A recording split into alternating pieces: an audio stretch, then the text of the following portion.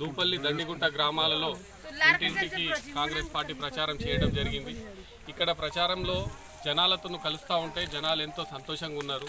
రాష్ట్రంలో కాంగ్రెస్ పాలన వచ్చినాక కరెంటు బిల్లు మాఫీ, బస్సులో ప్రయాణం మాఫీ, మళ్ళీ ఆరోగ్యశ్రీ 10 లక్షల వరకు దాదాపు ఏవైతే మాటలు మనం హామీ ఇచ్చినామో అందులో 4 కార్యక్రమాలు పూర్తి చేసి ఉన్నాము. ఇంకా 2 ఉన్నాయి. అవి కూడా 15 ఆగస్టు లోపల చేస్తానని చెప్పి మన నాయకుడు ముఖ్యమంత్రి ప్రమాణం చేయడం జరిగింది.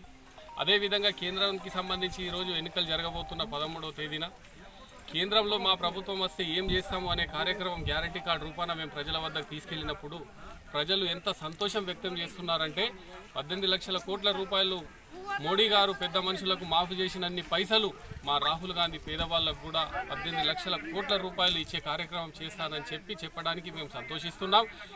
ఇన్నప్పుడు ప్రజలు కూడా ఎంతో సంతోషం వ్యక్తం చేస్తున్నారు.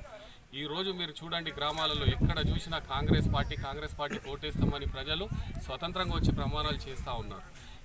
ఈ ఎన్నికలు ఖచ్చితంగా కేంద్రంలో ఎన్డీఏ ప్రభుత్వం ఏర్పడి రాహుల్ గాంధీ గారు ప్రధానమంత్రిగా అవుతారు.